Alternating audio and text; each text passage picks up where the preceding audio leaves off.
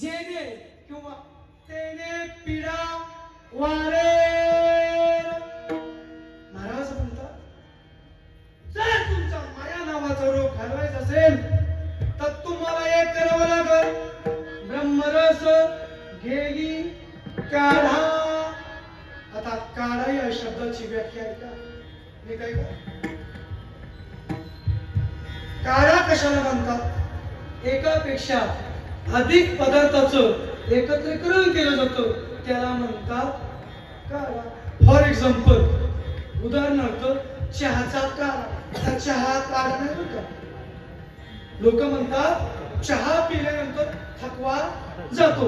आता हे काढा बिलकुल नाही ते विष आहे पण चला आपण चहाचा काढा बनवूया. मग चहाचा काढा बनवायला काय काय लागतं दूध चहापत्ती आणि साखर हा बरं पाणी अजून पाणी पण लागतं इत्यादीचं मिश्रण केलं जातं तेव्हा बनतो चहाचा काढा.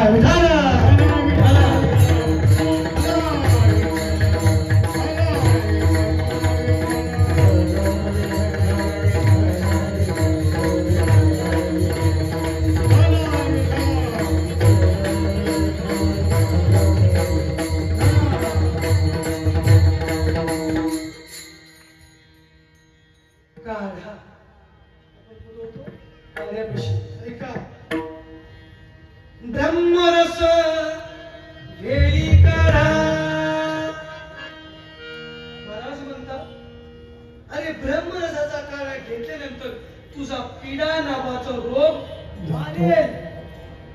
मग ब्रह्मरसाचा काढा म्हणजे नेमका कुठला काढा? रस लय माहितीये आमरस माहितीये सामरस माहितीये नवरसाचा काढा माहितीये सगळं माहितीये. मग तुकाराम महाराज म्हणतात अरे जर तुमचा पिढा नावाचा रोग घालवायचा असेल तर एक काम करा काय करा ब्रह्मरसाचा काढा सेवन करा. मग ब्रह्मरसाचा काढा म्हणजे नेमका कुठला काढा? कधी घेतलाय का ब्रह्मरस? ब्रह्मरस कधी घेतलाय का माहिती का? मग तयार कसा करायचा?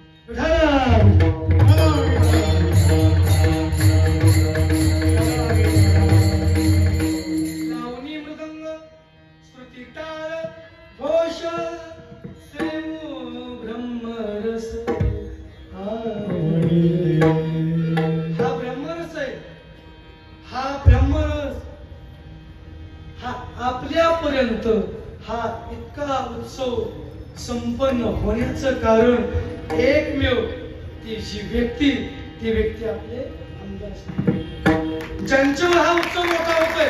आज सकाळी 7 वाजल्यापासून जी धावपळ चालू असते, मला माहित असतं. आम्ही रोज टीव्हीवरती पाहतो, या गोष्टी पाहत असतो, ऐकत असतो. आपल्या सर्वांना माहिती प्रत्येकाची कामं. आता काय लोक देखील काय ऐकायला असतील, त्यांना माहिती बरोबर साहेब 8-9 वाजता येतील, आपलं काम त्यांच्यापर्यंत पोहोचलं पाहिजे.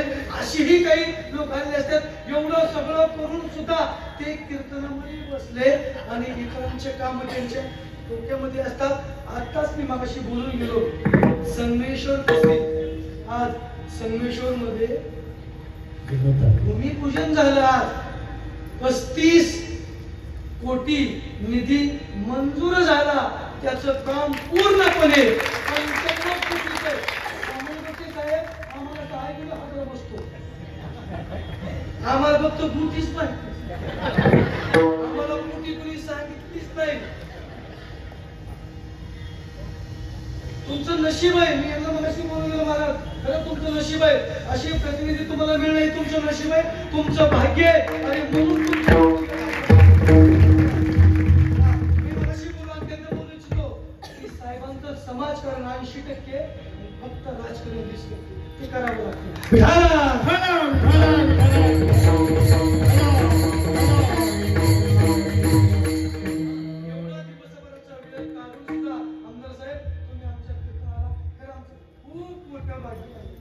ब्रह्मरस घेई काळा जेणे पिढा वारे. ब्रह्मरस कोणता ब्रह्म? लावणी, मृदंग, श्रुती म्हणजे श्रुती म्हणजे विना, टाळ आणि आपल्या तोंडातून येणारा जे घोष, याचा होतो ब्रह्मरस. ब्रह्मरस कशाचा होतो? यदि आपके जीवन में कोई कष्ट हो तो कष्ट को नष्ट करने के लिए इष्ट का स्मरण कीजिए. इष्ट यानी परमात्मा. उस परमात्मा का जब तुम स्मरण करोगे, मतलब याद करोगे, बदले में क्या मिलेगा? बदले में क्या मिलेगा? याद. इस शब्द का उल्टा कीजिए, याद दया.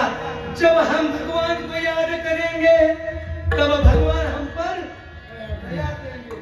अगर जीवन में आपको लाभ चाहिए, अगर जीवन में आपको लाभ चाहिए तो पहले लाभ का उल्टा करना सीखो.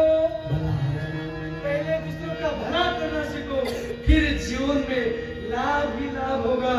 आमदार साहेबांना उभा राहिल्या सांगायची गरज पडत नाही.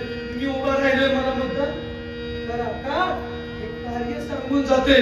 गेले 20 वर्ष झालं की आपल्या मुरबाड मतदारसंघामध्ये प्रतिनिधित्व करतात. ही फार मोठी आनंदाची गोष्ट आहे.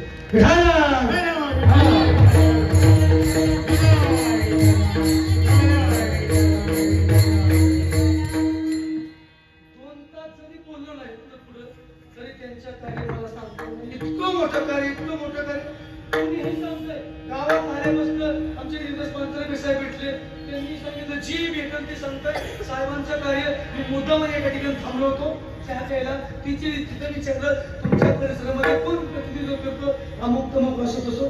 त्यांनी देखील चहावाल्या टपरीवाल्या मुलांनी सुद्धा सांगितलं आमच्या भागामध्ये हे आम्ही यांना देव मानतो. देव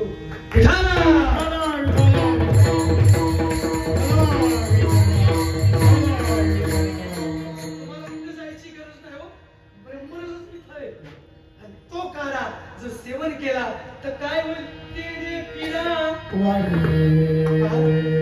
जरा वारेल हा शब्द खालच्या दर्जाचा वाटतो. वारेल अहो जाईल म्हणा की महाराज, तेने पिढा जाईल वारेल म्हणले. पहा तुम्ही, समजा एखादा माणूस गेला, आपण वारलं म्हणत नाही, देवा घरी गेला वैकुंठी बांधतो, पण देवा घरी वैकुंठवासी म्हणतो ना, पण वारलं म्हणतो का?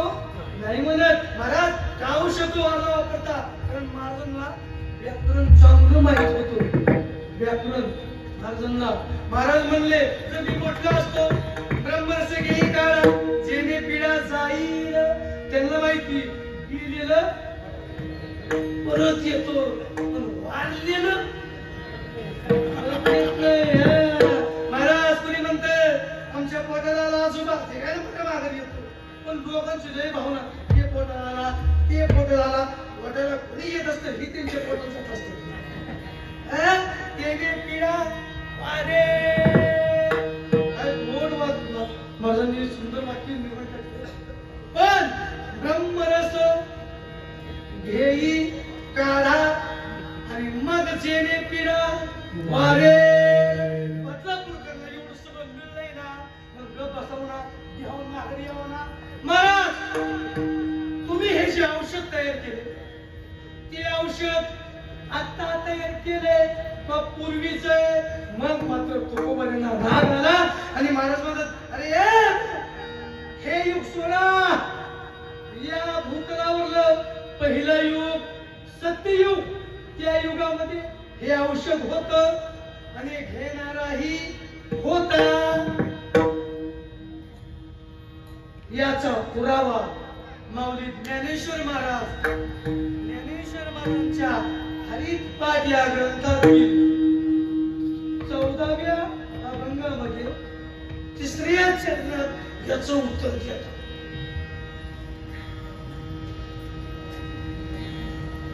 म्हणते जेवाच्या तया